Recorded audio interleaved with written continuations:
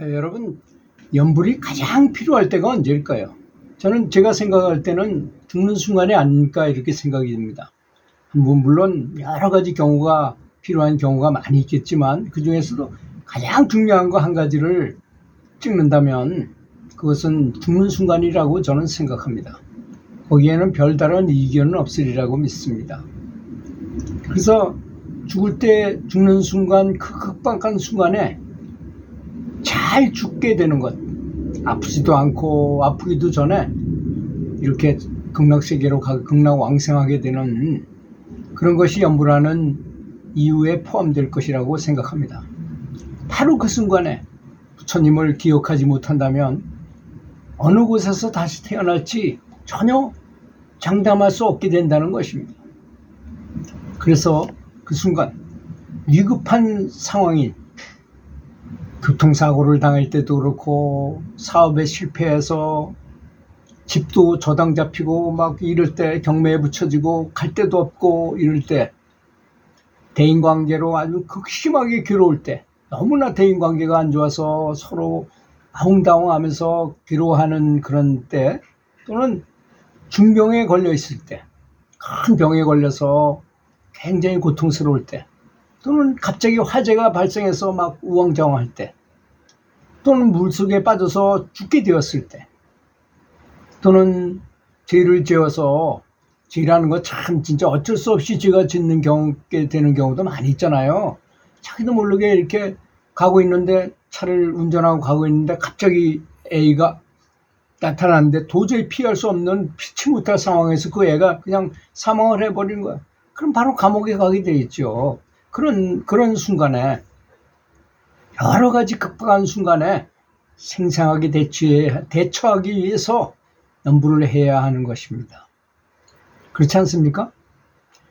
뭐 일상생활하면서 평상심일 때, 보통 때, 그럴 때도 계속 연불을 해야만 이게 완전히 잠재의식까지 침투가 돼서 습관이 되어야만 저절로 나오도록 해야만 위급한 순간에도 이 습관을 절대로 잊지 않고 버리지 않게 되는 법이지 않겠습니까? 이처럼 여러 위급한 상황이나 죽음의 문턱에 있을 때야말로 연불이 가장 필요한 시기인 것입니다. 이 결정적인 순간을 위해서 평생을 수행을 해야 하는 것입니다. 죽음이 다가오는 세상에서 가장 중요하고 가장 불안하고 고통과 두려운 순간을 위해서 이러한 중요한 때에 연불해야 하는 것을 절대로 잊지 않기 위해서 매일 연불해야 하는 것입니다. 제가 한번 말씀드렸죠. 세상에서 제일 뛰어난 심리학은 불교의 유식학입니다. 그러니까 안이비설신이 우리 눈, 코, 귀, 이목구비 뭐 이런 걸 말하는 거잖아. 이런 것에다가 그걸 육식이라 그러죠. 6가지니까. 거기다가 말라식, 그 다음에 아레야식. 아레야식은 이제 불성을 말하는 것이니까 요 말라식을 뛰어넘어야만 아레야식을 만날 수 있게 된다는 것이죠. 성경에 보면 궁창, 하늘에 궁창이 있는데 궁창을 지나야만 그런 비유적으로 이렇게 말한 것이거든요. 거기도 그건 마찬가지 얘기입니다. 그 말라식을 통과하기 위해 하려면 여러 번 제가 말씀을 드렸을 것입니다. 삼성 이재용 회장을 만나면 내가 큰 성공을 거둘 수가 있게 된다고 한번 가정을 했을 때 이재용 회장이 전화가 있겠죠. 당연히. 그렇지만 전화하면 누가 받습니까? 당연히 비서실에서 받겠죠. 비서들이 받을 것입니다. 근데 별볼로 없는 아무것도 아닌 사람이 전화를 하니 이재용 회장을 바꿔줄 리가 있겠습니까? 근데 하는 방법은 딱 유일하게 한 가지밖에 없어요. 뭘까요? 계속 전화하는 거죠. 너무너무 전화를 많으니까 한 달 되니까 이제 비서실장한테 보고했어. 어떤 사람이 매일같이 전화하는데 골치 아픕니다.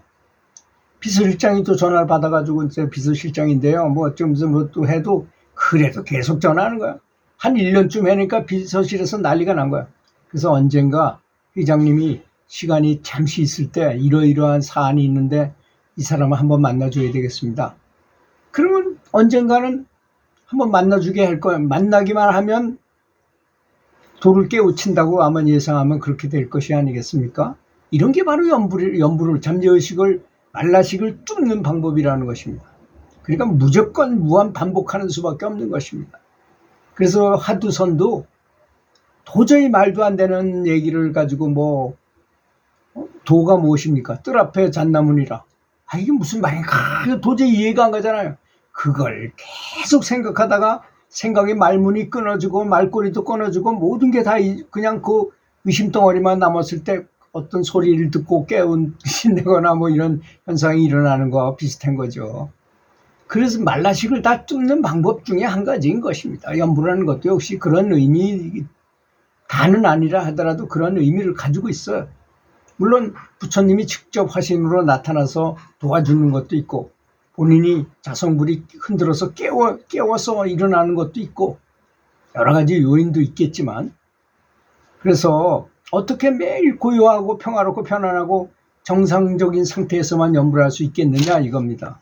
정말로 자신에게 위급한 일이 닥쳐왔을 때, 부처님이 정말로 필요한 순간에, 그때 정작 부처님은 제껴놓고 불보살의 가피는 망각한 채 연불도 까맣게 잊어버리게 될 가능성은 너무나 많은 것입니다. 우리는 주로 그렇게 살잖아요. 급하면 연불할 생각을 안 합니다. 그래서 매일 정신 바짝 차리고 연불을 하는 것이 완전한 습관으로 정착되도록 해서 내가 연불을 잊어버렸다 해도 저절로 연불이 돌아갈 정도로, 그렇게 저절로 될 정도, 자성연불이라 그러죠. 그런 거를 그런 상태에 빠지도록 해야 된다는 것입니다. 그래서 부처님께서 가장 좋은 공부는 무엇이냐? 바로 죽음을 생각하면서 하는 수행이다 그러셨어요. 연불을 할 때도 마찬가지인 것입니다.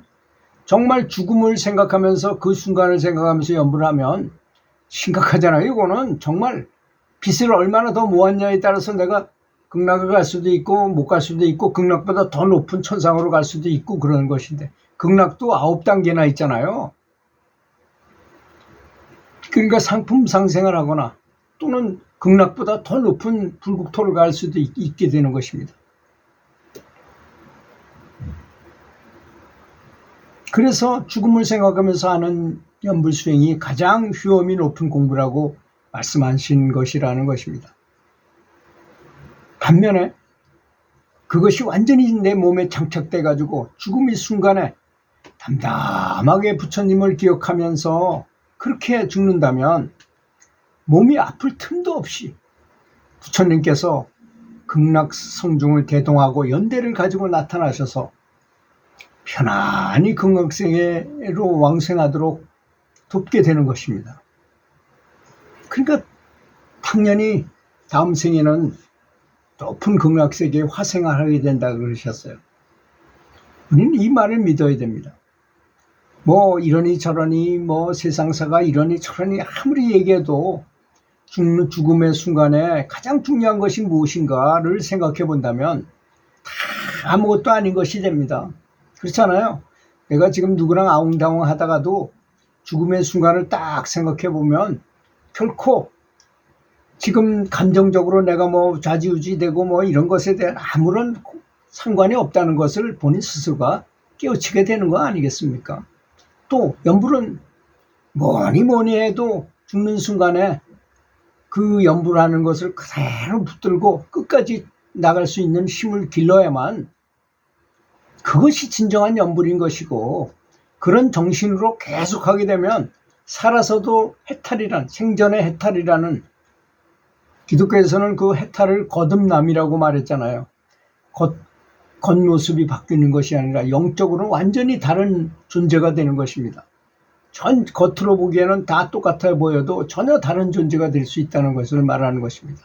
거듭나는, 생전에도 거듭나는 존재가, 이 소크라테스 같은 분도 완전히 거듭난 분으로 겉보기에는 보통 사람하고 똑같이 보이니까 잘 몰라요, 사는 사람들은. 그렇지만 내면적으로 볼 때는 굉장히 다르죠. 그래서 그 사람이 큰 죄가 있어서 죽는 게 아니기 때문에 사람들이 뭐 간수도 그렇게 뭐 엄하게 이렇게 그분을 이렇게 지켰던 것도 아닌 것 같아요. 막 친구들이 드나들 수 있게 만들고 막 면회도 가능하고 뭐 또 도피를 해가지고 너 무인도가 살아라 이랬을 때 그 소크라테스가 악법도 법이기 때문에 난 지키겠다. 그리고 난 죽음에 대해서 전혀 걱정 안 한다.